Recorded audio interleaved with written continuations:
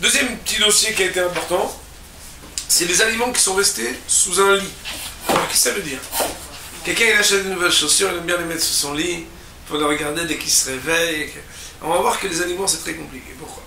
Des aliments ou des breuvages, ça veut dire des aliments ou des boissons, qui sont restés sous un lit, écoutez bien les conditions, durant la nuit, pas durant le jour, et durant au moins une demi-heure d'une sieste, ou en tout cas d'un sommeil d'une demi-heure, donc ce qu'on appelle un sommeil fixe dans la halakha, chez Natkeva, alors bon nombre de décisionnaires vont dire qu'il ne faut pas consommer cet aliment.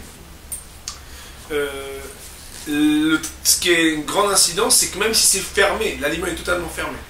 Ça veut dire il y aurait une boîte de conserve, un paquet de gâteaux fermé, ils sont dans une boîte, alors on ne peut pas. Pourquoi? La raison qui est ici, on va dire, évoquée, c'est la raison de Ruach Ra'a, c'est-à-dire des forces qui sont des forces négatives.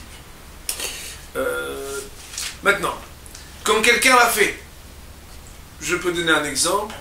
Papa revient avec des chocolats d'Amiel de France. On pourrait même faire et on le met sous le lit parce qu'il a mis sa valise sous son lit et puis il a dormi une demi-heure et maman lui dit mais qu'est-ce que tu dors ici? Où sont d'abord les Damiel avant de dormir? Kayadoua. Alors les massés on cherche et mais tu as déjà dormi une demi-heure, qu'est-ce qu'on fait?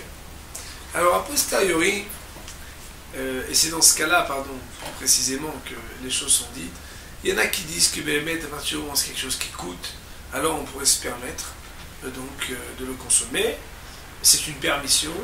Et par contre, et c'est dans ce cas de figure, pardon, je me suis trompé tout à l'heure, que cela a été dit, si ce sont des aliments qui sont rinçables, alors il fallait normalement les rincer. Je donne un exemple, quelqu'un vient avec des pommes, il les met en dessous, ou des endives, ou le derma, alors après il vient, il peut les rincer.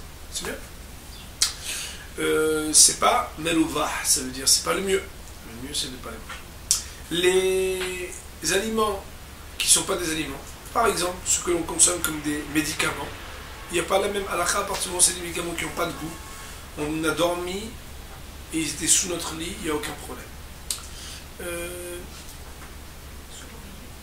Justement, on va y arriver tout à l'heure. Il est marqué que si un aliment a été sous le lit, on a dormi une petite demi-heure durant la nuit, comme on a dit, alors on peut l'utiliser pour une mitzvah. On va donner un exemple, par exemple un etrog. Un etrog c'est un aliment, on peut en faire une confiture. Pour la mitzvah, ce serait permis. Il y avait une bouteille d'huile d'olive, on a payé en Israël, on paye très cher l'huile d'olive. Et bien si on a dormi dessus, on ne va pas quoi? On ne peut pas la boire normalement. Qu'est-ce qu'on peut faire? Par contre, on peut allumer avec. On peut mettre dans les bougies du Shabbat sans aucun problème. De la même manière, donc tout ce qui peut être utilisé autrement que par sa comestibilité à une mitzvah, on l'utilise pour une mitzvah. Comme on a dit, à partir du moment où ça coûte cher, alors on peut permettre. Si quelqu'un il a pris un aliment de son copain et il l'a mis sous le lit, donc ça veut dire l'aliment ne m'appartient pas. Par exemple, je suis à la yeshiva et je rentre dans une pièce, il y a une valise qui me dérange, alors je la mets sous le lit et je dors dessus, mais c'est pas ma valise, c'est peut-être des fois même pas mon lit, il m'a juste permis de dormir. Est-ce que BMT, cet aliment-là, alors il devient interdit ou pas? La halakha dit qu'il n'est pas interdit. Pourquoi? Parce que c'est ce qu'on appelle ezek she'eino nikar. C'est quoi ezek she'eino nikar? Si par exemple vous allez voir un beddin et vous dites bonjour monsieur le Rav, je voudrais accuser cet homme-là, il m'a causé un dommage. Oui, où est le dommage? Non, c'est un dommage qui n'est pas visible. C'est pas un dommage matériel, c'est un dommage d'un autre ordre. Ici, c'est un dommage d'ordre. Allez lui expliquer qu'il y a des forces du mal qui sont sur l'aliment. Même un dayan de bonne famille juive, il ne pourra pas être mehayevoto, il ne pourra pas lui dire rembourser lui. Parce que c'est quelque chose qui est ezek she'eino nikar. Hidouche extraordinaire, à partir du moment où il s'agit d'un dommage qui ne peut pas être réclamé au beddin, les forces négatives ne peuvent pas rentrer et s'attacher à cet aliment. Ça veut dire que, même si quand c'est votre propre aliment, vous mettez sur votre lit une demi-heure, le marin c'est non, on ne doit plus le manger. Pourquoi? Parce qu'on dit qu'il y a des forces qui sont négatives, qui sont dessus. Si ce n'est pas votre aliment à vous, mais c'est l'aliment de l'autre, puisque il s'agit de quelqu'un d'autre qui ne vous permet pas de faire, et que même si vous voulez réclamer l'argent, il ne peut pas, parce qu'il va dire quoi? Monsieur, il faut qu'il me rembourse. L'aliment, il est toujours là, oui. Alors qu'est-ce que vous voulez qu'il vous rembourse? Non, parce que maintenant il y a des forces négatives. Comment vous voulez qu'on vous rembourse ça?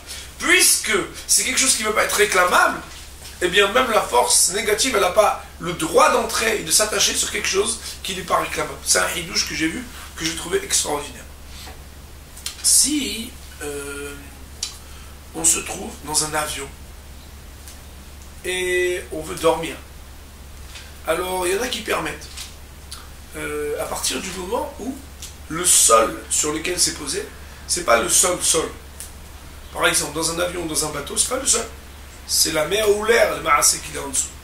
Alors il y en a qui permettraient, donc le titre c'est Eliezer permettrait. Je ne sais pas si vous vous rappelez, on avait cité que le soir de Pessah, c'est un soir spécial, qui c'est un soir gardé, ce qu'on appelle l'El Shimurim. L'El Shimurim, ça veut dire qu'il est gardé, que les forces négatives, nous sommes comme invincibles le soir de Pessah. Il y en a qui disent que le soir de Pessah, il n'y a aucun problème de dormir avec des aliments sous son lit, même si d'autres vont dire qu'il faudrait quand même éviter. Il y a une halakha qui fait la différence entre le coussin, le matelas et sous le lit. Si un aliment est sous un coussin ou sous un matelas, du moment qu'il n'est pas sous le sommet du lit, alors il n'y aurait pas de problème. Et donc quelqu'un pourrait mettre sa petite tablette de chocolat qu'il a reçue pour Mishlach Manot sur son oreiller ou même sur son matelas, sans problème du moment que ce n'est pas sous son lit. Si on va faire ses courses, comme c'est l'habitude, le minhag en Israël, avec la poussette, des fois on remercie Hachem d'avoir une poussette, parce qu'en même temps, on n'a pas besoin de prendre un chariot, on veut mettre des aliments. Alors, mais mettre qu'il y a une discussion. Le Graz, ça veut dire le Baal Tanya, il permettait, il dit qu'il n'y a aucun problème. Mais le Rav Chaim Shmulevitz, donc le Rosh Yeshiva de Mir, il cite au nom du sabbat de Kélem, donc d'un très grand maître, qui faisait hyper attention, que même s'il y avait un bébé qui avait dormi par exemple dans un landau ou dans une poussette durant la nuit, et qui avait en dessous des aliments, alors il ne les mangeait pas.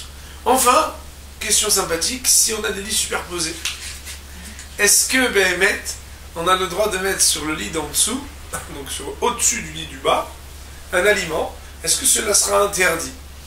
Alors, a priori c'est interdit, ça veut dire mieux vaut éviter. A posteriori, si on l'a fait, alors on pourra se permettre donc de consommer l'aliment. On va dire pour cette partie, Baruch Adonai, Le'olam, Ve Ve'amin.